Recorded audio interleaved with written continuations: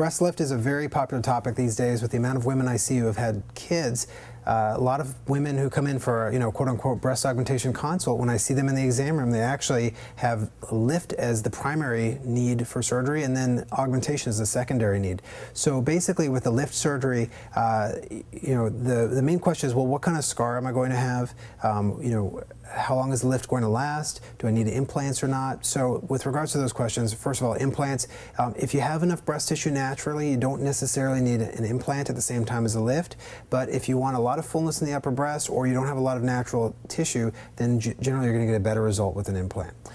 Number two is, how long does the lift last? Well, unfortunately, it's kind of a potluck situation depending on your breast. So for some women, they're going to have stronger, better quality skin. Other women will have very weak, thin skin. The thicker your tissues are, the better they're going to hold up over time.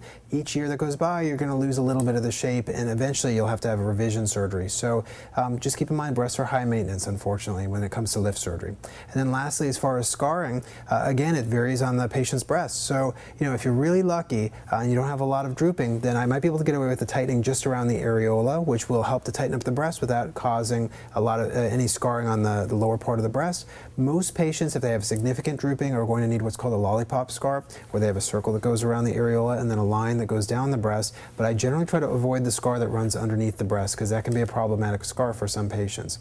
In the worst cases, where somebody has a lot of drooping, sometimes I have to do the anchor scar, but it's very rare, thankfully.